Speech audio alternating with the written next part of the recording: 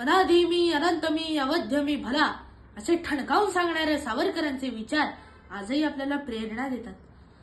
ज्यांनी अंदमानच्या काळ कोठडीत असतानाही आपल्या देशाच्या समाजाचा विचार केला ते म्हणजे सावरकर. ज्यांनी आपल्याला आणि आपल्या देशाला सावरले असे हे स्वातंत्र्यवीर विनायक दामोदर सावरकर.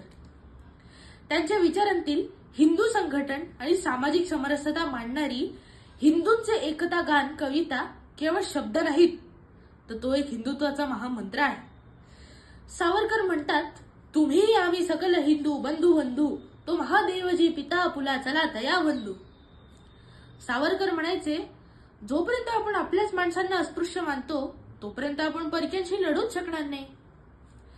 त्यांचा पहिला विचार हा समरसतेचाच होता.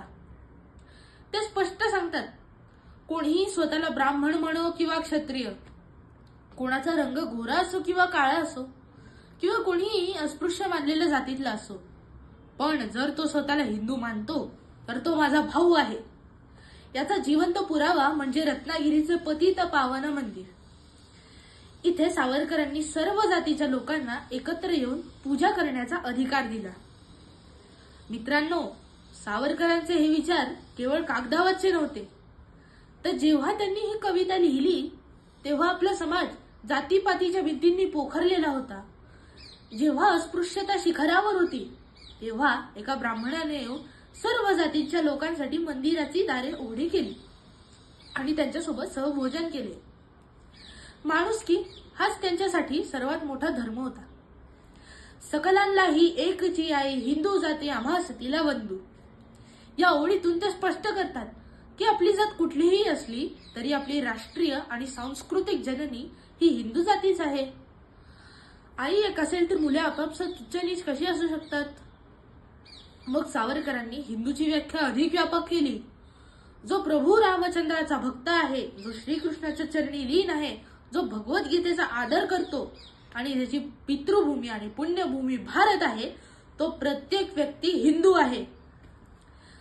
सावरकरांनी 7 स्वदेशी बेड्या तोडण्याचे आवाहन केले, जसे वेदोक्त बंदी, व्यवसाय बंदी, स्पर्शबंदी. त्यांचं म्हणणं होतं की आपण स्वतःला पहिले भारतीय मानले पाहिजे. जेव्हा आपण संघटित होऊ तेव्हाच आपला समाज जगासमोर ताठ मानेने उभा राहू शकेल. कवितेतील अपराधांशी विसरून हा शब्दप्रयोग खूप खोल आहे. त्यांना सुचवायचं होतं की आपण एकमेकांचे अपराध विसरून एकत्र येणे हीच काळाची गरज आहे. सावरकरांच्या मते एकजूट हेच सामर्थ्य आहे. त्यांनी विखुरलेल्या समाजाला एकत्र आणण्यासाठी हिंदू संघटन हा विचार मांडला. सावरकरांना असा समाज हवा होता जिथे प्रत्येक माणूस माणूस म्हणूनच ओळखला जावा. आजच्या काळात जेव्हा समाज जातीपातीच्या नावाखाली विभागला जात आहे तेव्हा सावरकरांची ही कविता आपल्याला आरसा दाखवते. आज सावरकर आपल्यात नाही, पण त्यांचे विचार आहेत. जेव्हा आपण शाळेत आपल्या मित्राबरोबर डबा खातो, त्याच्यासोबत खेळतो, तेव्हा आपण नकळतच सावरकरांची समरसता जगत असतो. आपण जातपात न मानता भारतीय म्हणूनच एकत्र राहिलं पाहिजे. सावरकर हे केवळ एक क्रांतिकारक नव्हते, तर ते एक समाज सुधारक सुद्धा होते.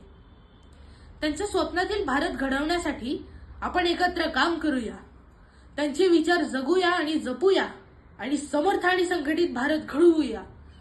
जय हिंद. धन्यवाद.